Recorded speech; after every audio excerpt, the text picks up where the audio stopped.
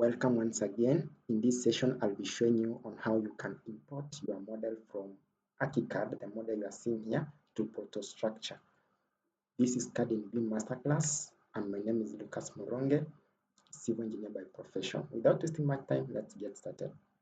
So I intend to show you step by step all settings that are needed for you to successfully import any of your model that you have designed in ArchiCAD to ProtaStructure. And you can see the architectural model, how it looks like. And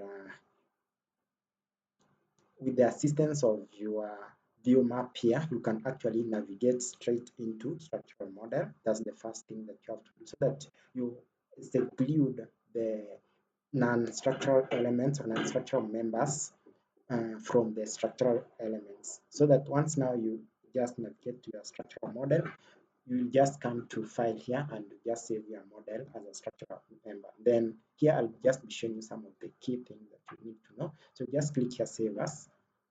Under save as, you just come and pick your file formats as an IF file, this one. So once you pick it as an IF file, just come to filter. This is very key. Kindly watch to the end so that you don't miss any step. Once you click under filter, you make sure that you come to options. Under options, you can actually come and choose now your structural elements. Then just click OK. You can see it's going to filter most of these elements to 535 and just pick for you the elements here. Then maybe IF type, you can just say story type, then just click OK.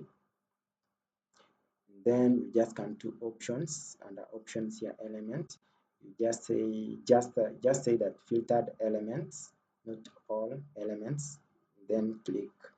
You can just leave that and then just click here. So once you have done those settings through with the aid of your filter, then you will save your model as an IF file. Remember that the file type is this IF file, that is international file forever. So just take that file system, that type of that file, and save it, and then now you can just give your file model a name. Maybe you can just this an office underscore, you can just say underscore maybe 003. Then you just save your model like the one I'm seeing. But remember, the one thing that I haven't shown you is this one file, translator file.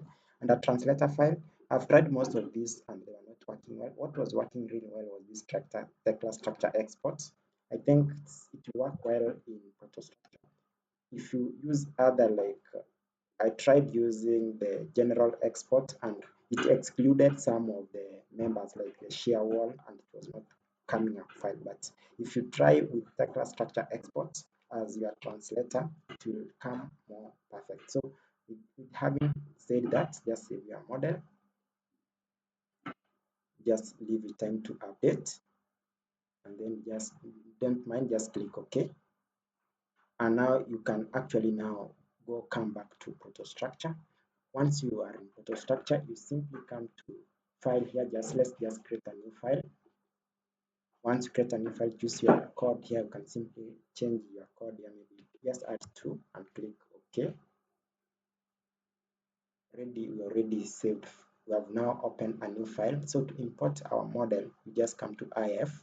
Under IF file, you simply come to browse. Under browse, you just come and check that one, that file, then click OK, and then click import.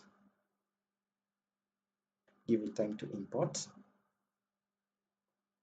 Once you complete, just give it time so that it loads. You can see, you can just squeeze this one a bit. You can see our model is here, so just click here, close.